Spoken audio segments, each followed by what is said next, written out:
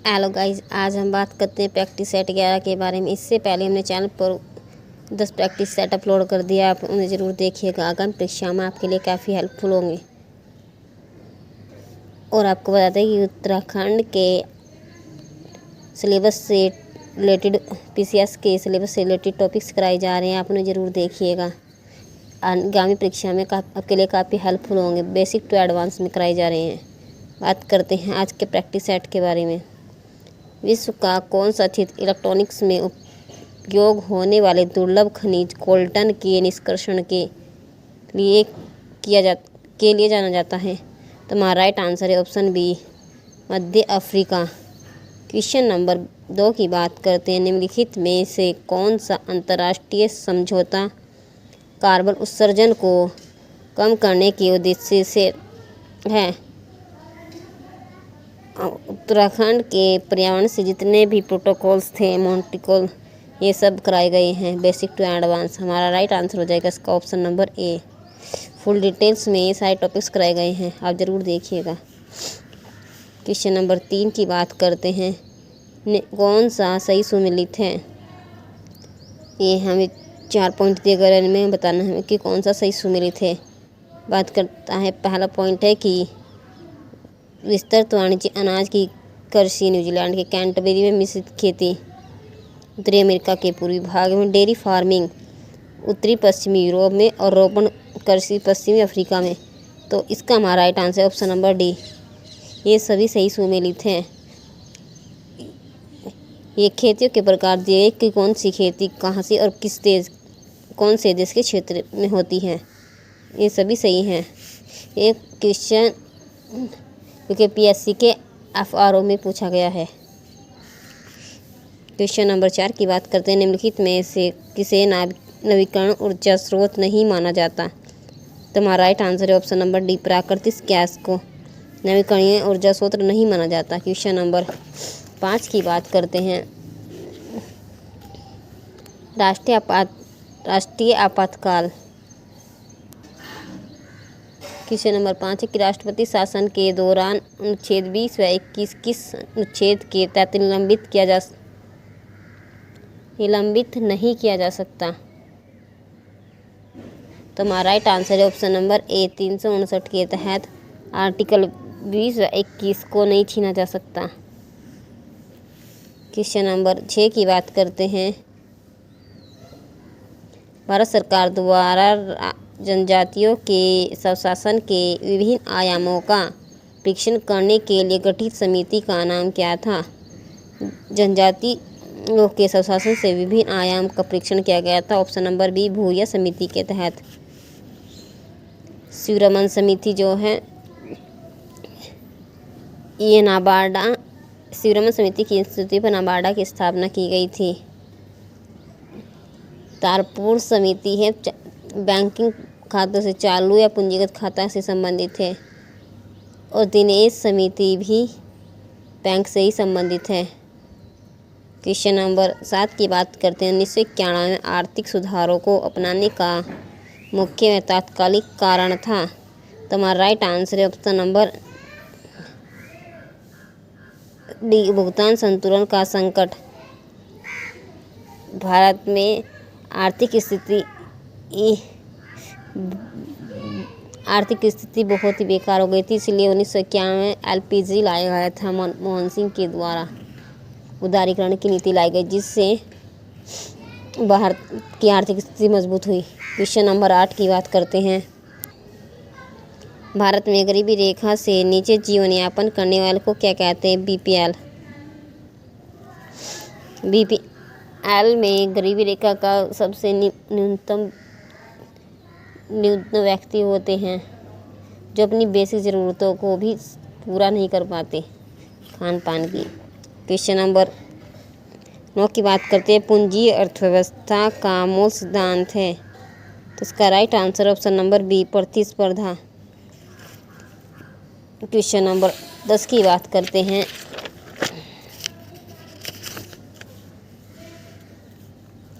Question number 10 है, निम्नलिखित में से सही सुमेलित नहीं है? हमें बताना है कि कौन सा सही सुमेलित नहीं। यूकेरियोटिक कोशिका में श्वसन का कार्य कौन करता है? माइटोकॉन्ड्रिया सही है। ऑप्शन बी है कि अनियंत्रित समसूत्री विभाजन से कैंसर हो जाता है, ये भी सही है। क्वेश्चन नंबर सी, एक कोशिका का रसोई घर कहा जाता है हरित लवक को, सही है। कोशिका का ट्रैफिक कंट्रोल गोल्जीकोई को कहा जाता है, या कोशिका का पुलिस ट्रैफिक भी कहा जाता है। इसके चारों ऑप्शन सही हैं, तो ये सही सुमेलित है। क्वेश्चन नंबर 11 की बात करते, ऊतक शब्द का प्रयोग सर्वप्रथम किसने दिया था?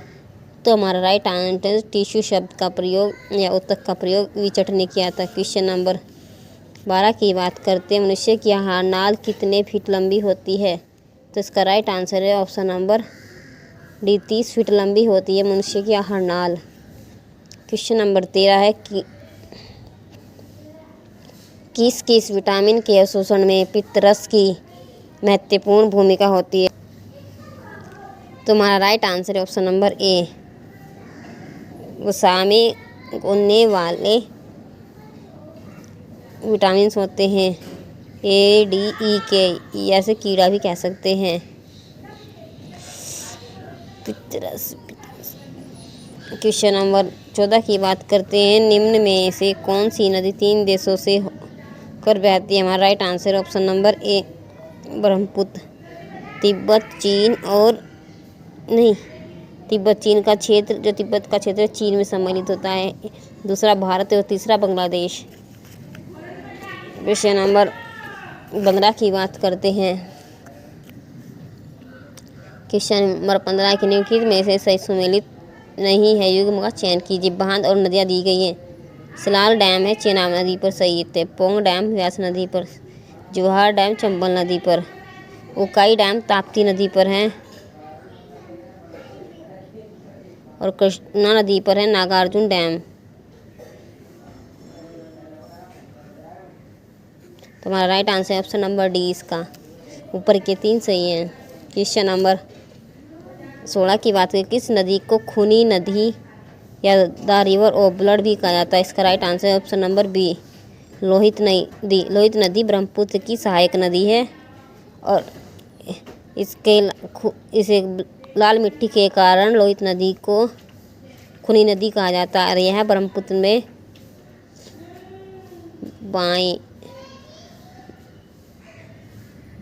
बाएं क्षेत्र से होकर मिलती है, बाईं ओर से मिलती है।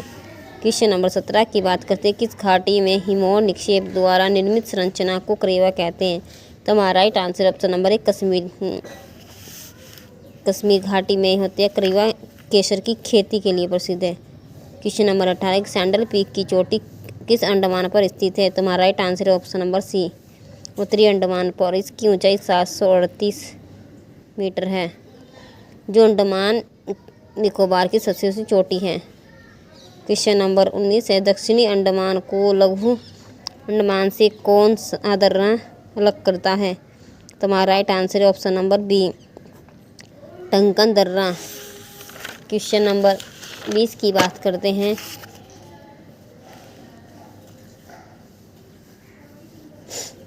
सूची 1 को सूची 2 से सुमेलित किए तथा नीचे दिए गए कोड से सही उत्तर का चयन कीजिए। सूची 1 और सूची 2, प्राचीन जनपद और उनकी राजधानियाँ। हमें पता है कि कौशल की राजधानी कहाँ है, श्रावस्ती में थी।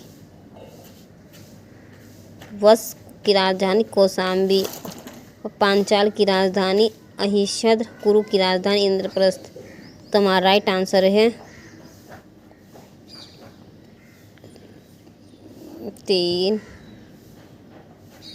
4, 3, 1। इसका राइट आंसर है option number B. Question number 21 की बात करते हैं, मध्यकालीन भारत में प्रणव शब्द किसके लिए उपयोग किया गया था? प्रणव शब्द का इस्तेमाल मध्यकालीन भारत में सिक्कों के लिए किया गया था। क्वेश्चन नंबर 22 की बात करते हैं, किसने भूमि के माप के आधार पर कर का निर्धारण किया, जिसे मसाहत पद्धति कहा जाता है? तो हमारा राइट आंसर है option number A, Alauddin Khilji ने। क्वेश्चन नंबर 23 की बात करते हैं, दक्षिण भारत के पॉलीगर कौन थे? यह क्वेश्चन भी 18 मई के एग्ज़ाम्स जो हुआ था FRO का उसमें पूछा गया है। दक्षिण भारत के पॉलीगर कौन थे? इसका right answer option number C, क्षेत्रीय प्रशासकीय और सैन्य नियंत्रण अधिकारी। क्वेश्चन नंबर 24 की बात करते हैं। गुरुलिखी उपनाम से कौन सा शासक फारसी में कविताएं लिखता था? हमारा right answer option number B, Sikandar Lodi. Question number 25 से शिवाजी के समय सरनोबत का आपस संबंध था? तो हमारा राइट आंसर है ऑप्शन नंबर डी, सैन्य प्रशासन से। क्वेश्चन नंबर 26 है। सूची 1 को सूची 2 से सुमेलित कीजिए। स्मारक दिए गए हैं और निर्माता। अलाई दरवाज़ा दिल्ली में स्थित है, अलाउद्दीन खिलजी ने बनाया था, यह भी सही है। बुलंद दरवाज़ा फतेहपुर सीकरी में बनाया था अकबर ने, यह भी सही है। मोती मस्जिद आगरा में स्थित है, शाहजहाँ ने बनाई थी, यह भी। मोती मस्जिद दिल्ली में स्थित है, आगरा में। इसके सभी ऑप्शन सही। इसका राइट आंसर ऑप्शन नंबर ए। अगर दिल्ली सल्तनत की बात करें, नहीं, अगर मुग़ल काल की बात करें तो मुग़ल काल में अकबर, शाहजहाँ, औरंगजेब, बाबर। उत्तराखंड के अपर PCS के सिलेबस में दिया गया है कि मुग़ल काल के 4 राजाओं के नाम दिए गए, बाबर, अकबर, शाहजहाँ, औरंगजेब। और मुग़ल काल की प्रशासन, सामाजिक व्यवस्था से पूछे जाएंगे। राजाओं की बात करें, 4 राजाओं को पढ़ना बहुत महत्वपूर्ण है। बाकी मुग़ल कालीन की अर्थव्यवस्था, सामाजिक प्रशासन और वहाँ की संस्कृति, इन सब से क्वेश्चन पूछे जा सकते हैं।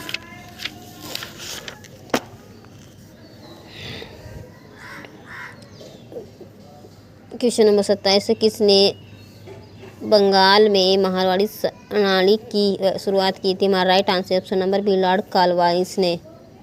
क्वेश्चन नंबर 28 की बात की। सूची 1 को सूची 2 से सही सुमेलित कीजिए। विद्रोह दिए गए और इनके वर्ष दिए गए हैं।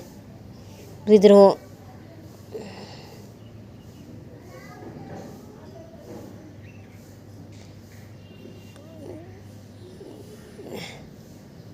का 1921 में हुआ था, मोपला विद्रोह,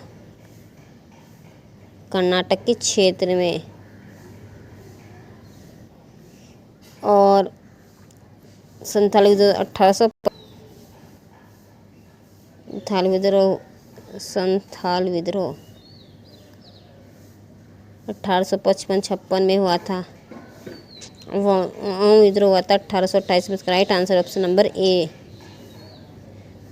कोल विद्रोह हुआ 1831 से 32 में। क्वेश्चन नंबर 29 की बात करते हैं। 1976 के 46वें संविधान अधिनियम ने भारतीय संविधान में 10 मौलिक कर्तव्यों को अनुच्छेद 51A में जोड़ा। इस अनुच्छेद 51A में 11 मौलिक कर्तव्य कब जोड़ा गया था? इसका राइट आंसर है ऑप्शन नंबर सी, 2002 में 86वें संविधान संशोधन द्वारा।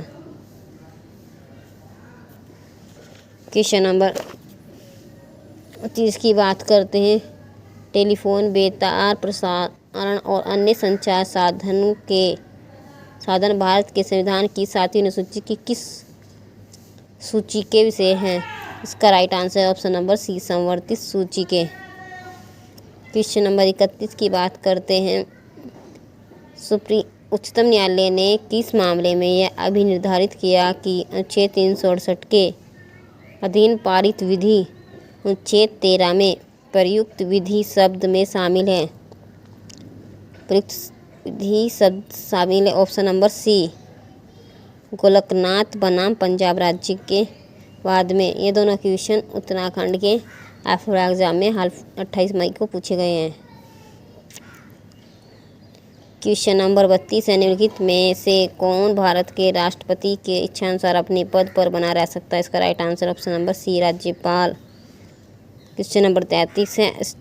SDG सतत विकास लक्ष्य इंडिया भारत सूचकांक किसके द्वारा विकसित किया जाता है?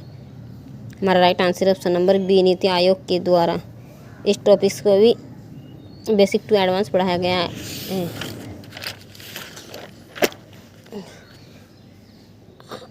हमारे जो टॉपिक्स हैं कराए जा रहे हैं सीरीज़ में वे सब टॉपिक्स उत्तराखंड के अपर पीसीएस के एग्ज़ाम्स के सिलेबस के अकॉर्डिंग पढ़ाए जा रहे हैं।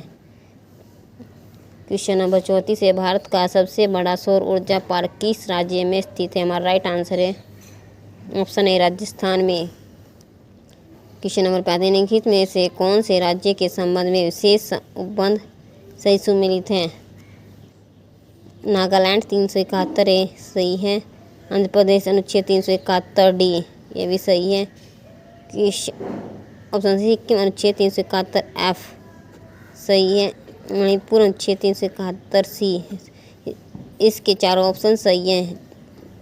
विशेष उपबंध जो है 371 में पूछे गए और ये राज्य उसमें शामिल है। क्वेश्चन नंबर 36 है, भारत ने 2030 तक कितने सतत विकास लक्ष्य हासिल करने का लक्ष्य रखा था? हमारा right answer option number B 17।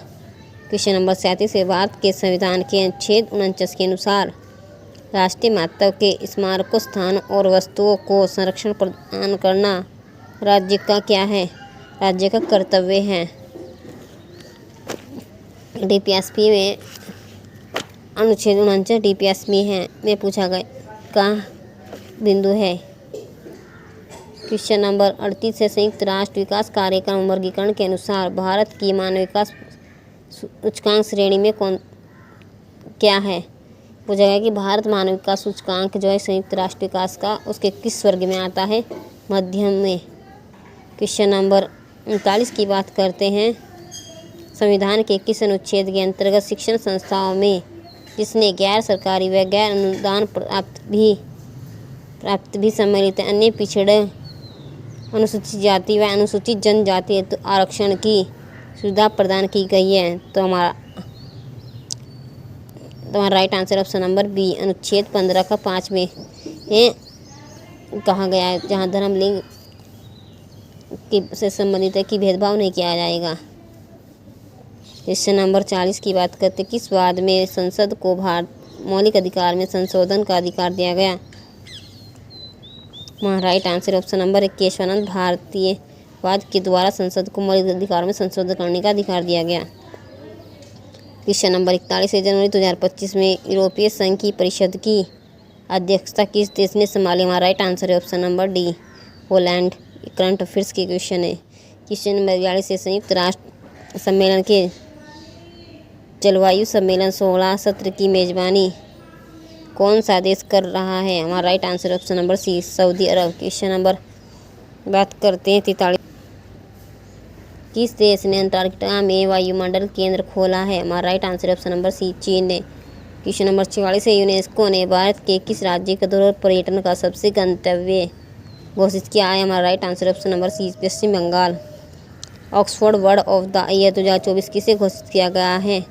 Option number B brain rot को। गाइस आपको बता दें कि उत्तराखंड की आगामी परीक्षा में अपर पीसीएस के एग्ज़ाम्स को देखते हुए पेपर सेट किया जाता है ताकि आपकी प्रैक्टिस काफ़ी अच्छे से। अगर आप चैनल पर नए हो तो चैनल को सब्सक्राइब कीजिए, अपने दोस्तों के साथ शेयर कीजिए और वीडियो पसंद आए तो वीडियो को लाइक कीजिए। धन्यवाद।